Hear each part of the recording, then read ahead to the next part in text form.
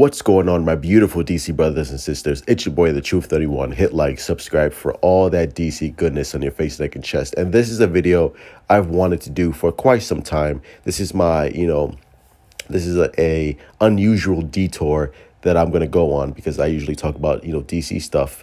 But this means a lot to me because I love Andrew Garfield's performance as Spider-Man. I loved what he brought to that role. I think he's the best Spider-Man incarnation so far that we've had. Even though I love Tobey Maguire's Spider-Man, Tom Holland not so much. I think Andrew Garfield was really able to represent both sides of Peter Parker and Spider-Man to its purest form. I think what Andrew Garfield was able to do was bring Spider-Man from the comic books to the big screen in an authentic and comic accurate way. And I think Andrew Garfield actually did that. I think he did. I think why, people resonate with Andrew Garfield and really start to appreciate him is because if his Peter Parker felt real.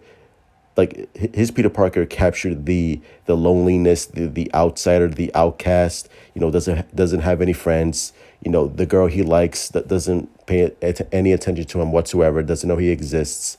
And he's really alone, and he skateboards, of course, because he can't skateboard nowadays. And that's like one of the dumbest complaints lobbied at Andrew Garfield, because people think, Andrew Garfield's Peter Parker is too cool for school, which he's not. He's a nerd.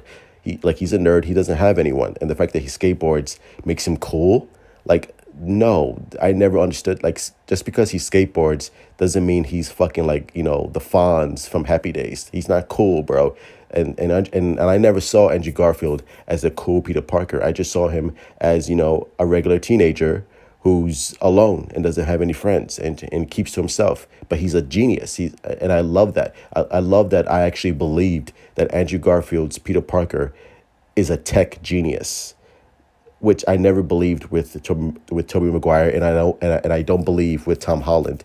Andrew Garfield's Peter Parker is the first Peter Parker that I believe can build his own suit, can build his own web shooters, and really can hold his own, being Spider-Man against all the villains that are popping up around the city. And the relationship is the strongest aspect to the films and to Andrew Garfield, because I actually preferred Emma Stone's Gwen Stacy over Kirsten Dunst's Mary Jane, because I actually believe their relationship. I think their relationship in this movie was so much more believable, and you cared so much about these people because you cared about Gwen Stacy. What Emma Stone managed to bring to Gwen Stacy was this wholesome, cheery, beautiful girl, but beautiful in the girl next door type of way, not like beautiful as in oh my God, this girl's way beyond Peter Parker, even though she is in some extent, but she still.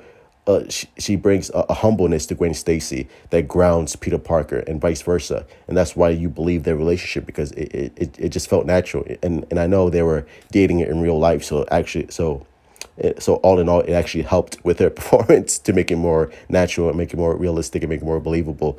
And that's what Mark Webb managed to do with his series, is make these characters so essential to the plot, so essential to one another, and so essential to the story that we cared. Especially with Martin Sheen's Uncle Ben, who we spend a little more time with, more than we did with, the Uncle Ben from the Sam Raimi films. We actually cared about Uncle Ben, and we want to see more of him. So the fact that he dies, and what a great scene, by the way, a powerful scene when Uncle Ben dies. We cared because, oh man, we like Martin Sheen. We like what he brought to the role. Thank you, Airplane, for fucking making your grand introduction to my video. I hate when that happens. But we cared when he died, and what a great scene where fucking Andrew Garfield just breaks down and tries to save Uncle Ben, because obviously it's the classic Spider-Man story where he let the robber go and stuff like that. And it's actually, I think it's pretty well done here. That same setup where he lets the robber go because of the clerk was being an asshole at the grocery store or the 99-cent store or whatever it was.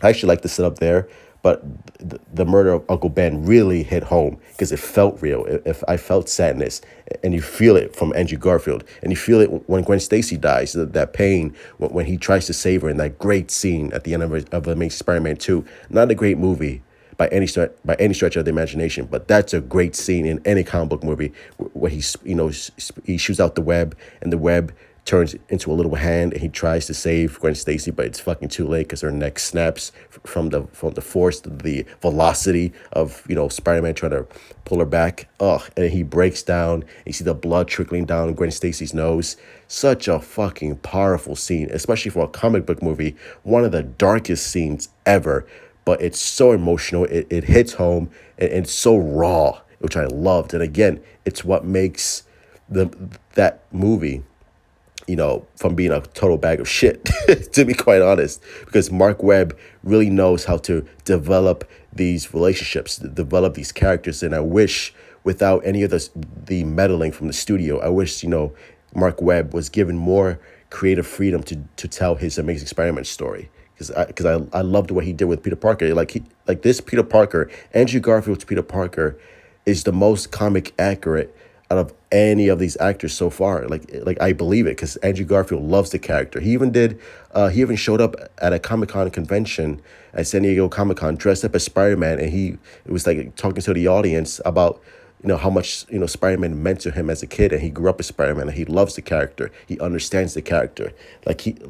Again, 'cause Andrew Garfield loves Spider-Man, and it shows throughout the films, and it shows in the films how much he loves the character, and he captures the quirkiness, and the character being a smartass, and Andrew Garfield nails that perfectly, especially with the web swinging in this movie.